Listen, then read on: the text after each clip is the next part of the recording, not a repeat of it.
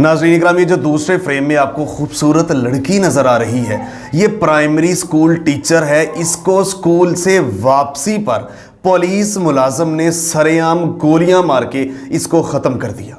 अब ये मनो मट्टी तले मौजूद है और इसका खून आपसे चीख चीख कर सवाल कर रहा है। ये एक तलख स्टोरी है नाज़रीन इकराम। इसका 3 माह पहले निकाह होता है उसी पुलिस मुलाजम के साथ।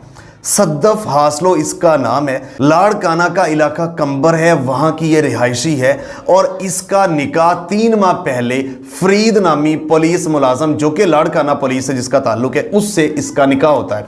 उसके 3 माह गुजरने के बाद जब आहिस्ता आहिस्ता मज़ीद हक़ाइक़ सामने आते हैं तो इनके वालिदैन के बकौल इस सद्दफ के मुबैना तौर पर वो ये बताते हैं कि उसका नाजायज़ ताल्लुकात थे, उसकी आदतें गलत थी और उसके साथ साथ वो मुख्तलिफ डिमांड्स भी करता था, मुझे ये चीज़ चाहिए, मुझे ये चाहिए। उसकी आदतें भी ठीक नहीं थी। और मैं यहाँ पे एक चीज़ बता दूँ, इस सद्दफ, ये जो ख़त्म हो गई लड़की, शहीद हो गई, इसका वालिद भी नहीं है, ये यतीम लड़की है। तो प्राइमरी स्कूल टीचर, घर का वाहिद कफील, सारा कुछ यही कर रही थी। तो मुबैना तौर पर इसके वालदा बताती है कि घर में डराना धमकाना उसका मामूल था। वो ये कहता था अब शादी करो, मुझे फौरी शादी करवाओ। वो मान नहीं रहे थे उसकी आदतों की वजह से। अब लड़की भी नहीं मान रही थी, घर वाले नहीं मान रहे थे, अरेंज मैरिज थी।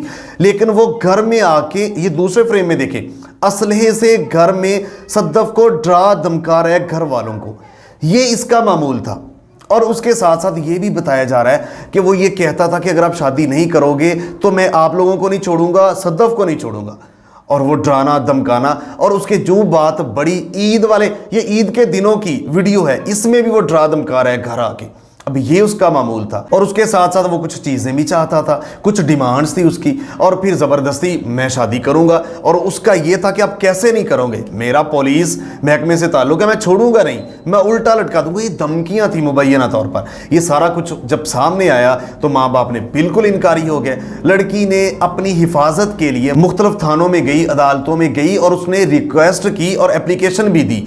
एक तो खुला के लिए एप्लीकेशन दी और उसके साथ अपनी हिफाजत के लिए एप्लीकेशन दी। उसको पता चला कि खुला के लिए भी दरखास्त दे दी है, तो उसने फिर स्कूल से वापस, ये कंबर के इलाके का जो प्राइमरी स्कूल है वहां से वापस आ रही थी, तो रास्ते में इसको गोलियां मार के सरेआम ख़त्म कर दिया। नाज़रीन इकराम, सितम ज़रीफ़ी ये है कि अभी तक इसको अरेस्ट नहीं किया जा सका। पुलिस वाले कहते हैं कि इसकी हमने तनख्वाह बंद कर दी, मुअत्तल कर दिया। भाई क्यों मुअत्तल कर दिया? एक जान गई है, सरेआम इसने एक लड़की को ख़त्म किया है और अभी तक गिरफ्तारी नहीं है।